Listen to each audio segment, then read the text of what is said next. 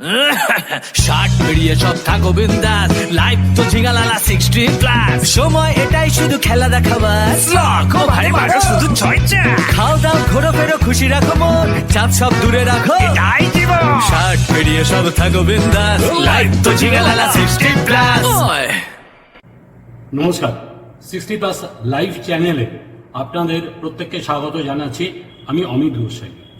আজ যে প্রসঙ্গ নিয়ে আজ কথা বলবো সেটা হচ্ছে স্কুল সার্ভিস কমিশনের দুর্নীতির সেকাল ও একাল। গত সোমবার কলকাতা হাইকোর্টের বিচারপতি দেবাংশু বসাক এবং বিচারপতি মোহাম্মদ সাব্বার রশিদির ডিভিশন বেঞ্চ ঘোষণা করেছে যে 2016 সালের নিয়োগ প্রক্রিয়া থেকে চাকরি পাওয়া 25,753 জনের প্যানেল বাতিল, অর্থাৎ তাদের চাকরি থাকছে না। এদের মধ্যে যারা সাদা খাতা জমা দিয়েছে বা এই প্যানেলের মেয়াদের পরে চাকরি পেয়েছেন তাদের 12% সুদ সহ বেতন ফেরত দিতে হবে। তবে রায়ে পুনর্মূল্যায়নের একটা সুযোগ আছে। বারবার বলা সত্ত্বেও স্কুল সার্ভিস কমিশন অযোগ্য প্রার্থীদের তালিকা হাইকোর্টে জমা দেয়নি এবং এই জমা না দেওয়ার কারণেই এই প্যানেল বাতিলের রায়। শাসক দল চূড়ান্ত ফাঁপড়ে পড়েছেন। আর এই অবসরে এখন হাহা রব চারিদিকে ও বিভিন্নভাবে বিভিন্ন মানুষ তাদের মত প্রকাশ করছেন। শাসক দল চূড়ান্ত দুর্নীতি যে করেছে সেটা আদালতে প্রমাণিত।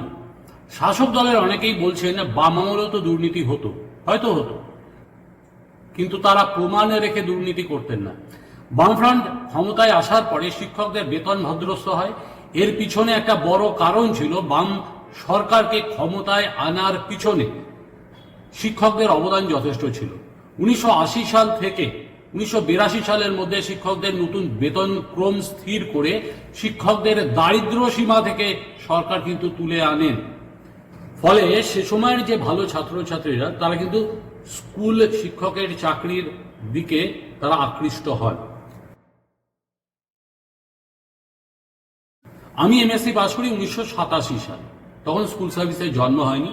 তখন শিক্ষক নিয়োগ করতেন স্কুল ম্যানেজিং কমিটি এবং স্কুল পরিদর্শকের অনুমতি ক্রমে। ম্যানেজিং কমিটি সবসময় চাইতেন স্কুলের কাছাকাছি যারা থাকেন এমন কেউ নিয়োগ পাক। তাই তারা প্রথমে এমপ্লয়মেন্ট এক্সচেঞ্জ অফিসকে বলতেন যোগ্য প্রার্থী থাকলে পাঠাতে। কমপক্ষে 5 জন যদি তারা না পাঠাতে পারতেন তাহলে স্কুল পরিদর্শকের অনুমতি ক্রমে সে সময় অমৃতবাজার পত্রিকায় বক্স অফিস উল্লেখ করে বিজ্ঞাপন দিতেন এবং তখন নিয়োগের পদ্ধতি যতদূর মনে পড়ে এরকম ছিল: মোট নম্বর 100, শিক্ষাগত যোগ্যতা অনার্স বা মাস্টার্স হতেই হতো 70 নম্বর, বিএড 10 নম্বর। তখন কিন্তু বিএড কম্পালসারি ছিল না, ওটা চাকরি পাওয়ার পরেও করা যেত। এক্সট্রা কারিকুলার অ্যাক্টিভিটি ছিল 5 নম্বর, ইন্টারভিউ ছিল 10 নম্বর, দক্ষতা যাচাই 5 নম্বর। শিক্ষাগত যোগ্যতায় কোনো অনিয়মের জায়গা ছিল না, কেননা যে যেটা পেয়েছে সেটাই তাকে দিতে হতো। এক্সট্রা কারিকুলার অ্যাক্টিভিটিসে সবাই মোটামুটি পুরো নম্বর পেত, কারণ পাড়ার জলসার সার্টিফিকেটও তখন গ্রহণযোগ্য হতো। ইন্টারভিউ ও দক্ষতা যাচাই এই সাক্ষাৎকার গ্রহণকারীদের হাতযশ এই ক্ষেত্রে কিছুটা কাজ করত। তাই পার্সিয়ালিটির কিছু বিক্ষিপ্ত অভিযোগ উঠলেও তিলকে তাল বানানো হতো না। কিন্তু ক্ষমতার চর্বি বামফ্রন্টকেও কিন্তু গ্রাস করল। 1993-94 সালে অভিযোগ উঠল পূর্ব মেদিনীপুরে এই ইন্টারভিউ ও দক্ষতা যাচাইয়ে কাউকে 1 বা 3 দেওয়া হচ্ছে, দলের সমর্থকদের দেওয়া হচ্ছে 14-15। তখন মুখ্যমন্ত্রী জ্যোতি বসু বললেন যে স্কুল সার্ভিস কমিশন নামে আলাদা সরকারি সংস্থা তৈরি করে শিক্ষক নিয়োগ হবে। 1997 সালের 1 সেপ্টেম্বর চালু হলো স্কুল সার্ভিস কমিশন।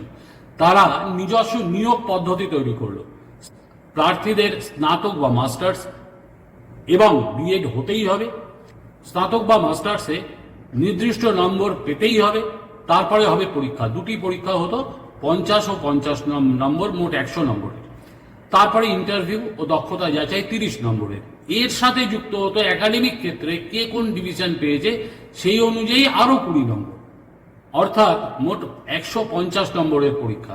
প্রতি বছর পরীক্ষা হতো আর নম্বরের লিস্ট টাঙিয়ে দেওয়া হতো কমিশনের অফিসে। 2007 সাল থেকে পত্রিকায় বিজ্ঞাপন দিয়ে যোগ্য প্রার্থীদের তালিকা প্রকাশ করা হতো এবং বাকি প্রার্থীদের নম্বর কমিশনের বোর্ডে টাঙানো হতো। সেই সময় কি একেবারে দুর্নীতি হতো না? হয়তো হতো, হলে অতি সামান্য। সেটাও ওই ইন্টারভিউ ও দক্ষতা যাচাইয়ে 30 নম্বরে। সেখানে দলের দাক্ষিণ্যপ্রাপ্তরা 27-28 হয়তো পেতেন, কিন্তু বাকি 120 নম্বরে কোনো গোঁজামিল দেওয়া যেত না। 2011 সালে বামফ্রন্টের বিদায়ের পর 2012 সালে প্রথম স্কুল সার্ভিস কমিশন পরীক্ষা নিল। সেই নিয়োগ নিয়ে হাল্লা হলেও তেমন কিছু হয়নি। শিক্ষা বিষয়ে এই সরকার ক্রমশ উদাসীনতা দেখাতে শুরু করল।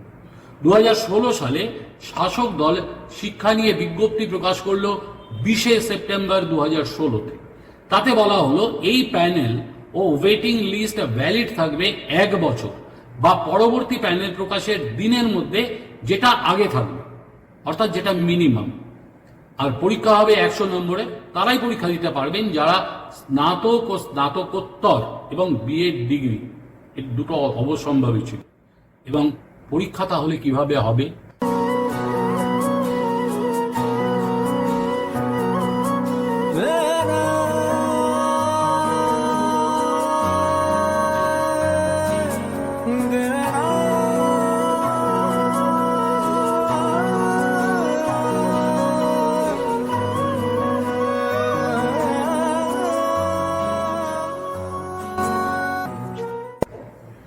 এই পরীক্ষায় লিখিত পরীক্ষা হলো 55 নম্বরে, 55। এই পরীক্ষার উত্তরপত্র যাচাই করা হবে একটি বিশেষ প্রযুক্তির মাধ্যমে। উত্তরপত্রকে বলা হতো বা বলা হয় OMR sheet, optical mark recognition, অর্থাৎ একটা প্রযুক্তি কার কি উত্তরপত্র সেটা যাচাই করতে পারত। শিক্ষাগত যোগ্যতা 35, অর্থাৎ কে কোন ডিভিশন বা ক্লাস পেয়েছেন তার ভিত্তিতে। আর পার্সোনালিটি টেস্ট 10 নম্বর। দুর্নীতি হয়েছে এই লিখিত পরীক্ষা ও পার্সোনালিটি টেস্ট। অনেকে সাদা খাতা জমা দিয়েছেন, অনেকে পার্সোনালিটি টেস্টে আসেননি, আবার অনেকে পরীক্ষাই দেননি, অথচ তাদের রিক্রুটমেন্ট হয়েছে। মেয়াদ সর্বাধিক ছিল 1 বছরের, তারপরেও নিয়োগ হয়েছে। 17টি ক্ষেত্রে দুর্নীতি হয়েছে বলে আদালত রায় দিয়েছেন। এখন প্রশ্ন হলো, শিক্ষকতা একটা সম্মানজনক পেশা। যে পেশার প্রতি মানুষের শ্রদ্ধা সর্বাধিক, সেই পেশায় নিয়োজিত মানুষদের সামাজিক সম্মান আজ প্রশ্নবিদ্ধ। আড়ালে যদি কোনো ছাত্রছাত্রী বলে ওই তো ওরা পয়সা দিয়ে চাকরি পায়, কেমন বোধ করবেন তারা? শাসক দল আত্ম অহংকারে বলছেন যে সুপ্রিম কোর্টে গিয়ে স্টে নিয়ে আসবো। আরে স্টে তো সাময়িক। বারবার বলা সত্ত্বেও অযোগ্যদের লিস্ট তারা হাইকোর্টে দাখিল করেননি, ফলে মুড়ি মিছিলির একই পরিণতি হলো। সুপ্রিম কোর্টে কি এমন আলাদা তথ্য তারা দেবেন যাতে এই রায় নামঞ্জুর হয়? জানি না, বলতে পারবো না, কারণ আইনের ব্যাপারটা পুরোপুরি আইনজ্ঞদের বিষয়। তবে যারা এই প্যানেলের যোগ্য প্রার্থী তাদের কিন্তু স্বপ্নভঙ্গ হল। 2014 সালে অনিয়মের অভিযোগে ত্রিপুরায় বাম জমানায় নিয়োগ হওয়া 10,323 জন শিক্ষকের চাকরি হাইকোর্টের রায়ে বাতিল হয় এবং 2010 থেকে 2012 সালের মধ্যে বিভিন্ন সরকারি স্কুলে এদের নিয়োগ করা হয়েছিল। সুপ্রিম কোর্ট একই রায় বহাল রাখে, অথচ সেখানে মাত্র 36 জন প্রার্থীর ক্ষেত্রে অনিয়ম হয়েছিল বলে সংবাদে প্রকাশ। আর আজ তারা 2014 সাল থেকে 2024 সাল অবধি তারা ঘুরে বেড়াচ্ছে সুপ্রিম কোর্টের দরজায় দরজায়। সুপ্রিম কোর্ট পুরোপুরি রিজেক্ট করে দিয়েছে। সম্প্রতি একজন আবার গেছিল মামলা করতে, তাকে 25,000 টাকা ফাইন করেছে আদালতের সময় নষ্ট করার জন্য। এদের যে কি ফেট হয়েছে আমি ত্রিপুরা গিয়ে আগরতলা গিয়ে দেখেছি। তারা হয় অটো চালাচ্ছে, নয় কোনো ব্যবসার সাথে জড়িত, নয় কোনো প্রাইভেট কোম্পানিতে জয়েন করেছে। বিচ্ছিরি অবস্থা। অনেকে তো এমন কিছু ডিসিশন নিয়েছে যেটা কহতব্য না।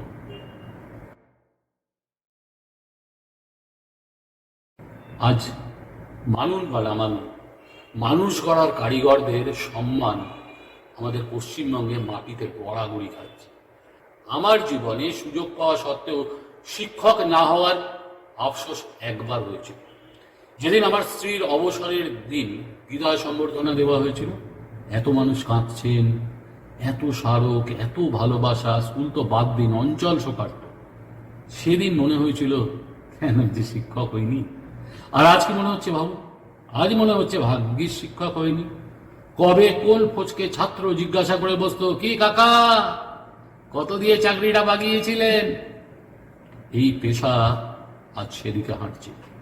আর একে যদি না রোখা যায় সমাজের সর্বনাশ নিশ্চিন্ত। বাকিটা আপনাদের অর্থাৎ সমাজের হাতে। আপনারাই ভাবুন কি করবেন। আজ রাখি, ভালো থাকবেন, বিষয়টা নিয়ে ভাবুন, ভাবাটা দরকার। নমস্কার।